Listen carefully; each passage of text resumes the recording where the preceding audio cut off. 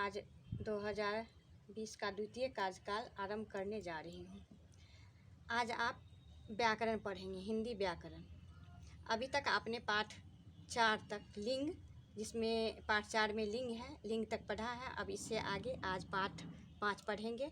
पाठ 5 में वचन है। वचन का अर्थ होता है संख्या। वचन शब्द के जिस रूप से एक या एक से अधिक संख्या का बोध हो उसे वचन कहते हैं। फिर से एक बार, शब्द के जिस रूप से एक या एक से अधिक संख्या का बोध हो उसे वचन कहते हैं। वचन के 2 भेद हैं यहाँ पर। एक वचन यानी कि संख्या में एक होना, जैसे केला, यानी कि केला जब कहते हैं तो वो संख्या में एक ही होता है।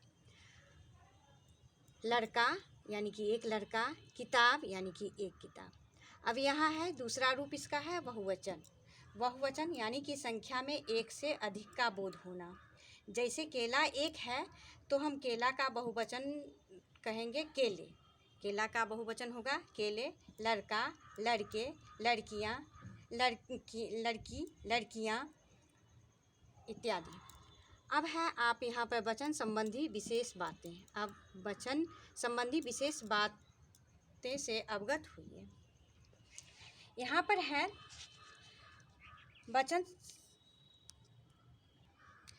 वचन संबंधी विशेष बातें में है, पहला ये जान लीजिए कि जिन वस्तु या प्राणियों को गिना जा सकता है उनके ही बहुवचन रूप होते हैं। वचन संबंधी बातें में सबसे पहला अब बताने जा रही हूँ, जो जिन वस्तु या प्राणियों को हम गिन सकते हैं उनके ही बहुवचन रूप होते हैं। जैसे लड़का, लड़के, लड़की, लड़की, लड़कियाँ, केला, केले, गुब्बारा, गुब्बारे इत्यादि। दूसरा अब है इसी में, वचन बदलने पर संज्ञा शब्द का रूप कभी बदलता है तो कभी नहीं। जैसे एक भाषा, 2 भाषाएं, एक किताब, 2 किताबें। अब तीसरा है, कभी कभी वचन बदलने पर भी संज्ञा का रूप एक ही समान रहता है। कभी कभी क्या होता है, ये विशेष ध्यान देने योग्य है कि वचन बदलने पर भी संज्ञा का रूप जो है वो समान ही होता है। जैसे कि एक आदमी तो हम 4 आदमी कहेंगे, एक घर 2 घर, ठीक। इस प्रकार के संज्ञा शब्दों के वचन की पहचान उनके साथ वाक्य में प्रयोग किए गए शब्दों को देखकर ही पता चलता है या शब्दों को जानकर पता चलता है, ठीक है। अब यहाँ पर चौथी बातें हैं, भाववाचक तथा द्रव्यवाचक संज्ञा शब्दों का बहुवचन नहीं होता। भाववाचक और द्रव्यवाचक संज्ञा शब्दों का बहुवचन नहीं होता है।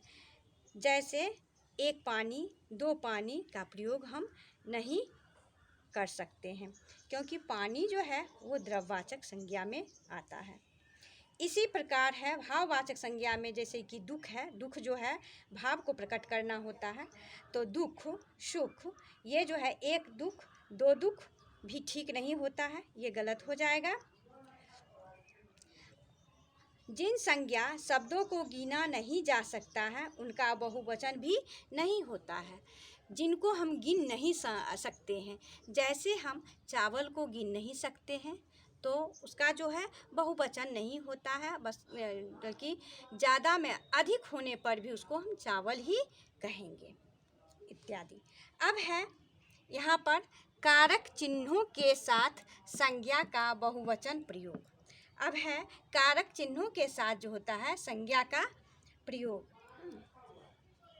यहाँ पर संज्ञा के कारक सहित रूप को तिर्यक रूप कहते हैं।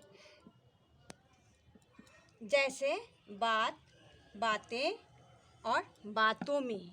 यहाँ जो होता है संज्ञा के कारक सहित रूप को हम क्या कहते हैं, तिर्यक रूप कहते हैं।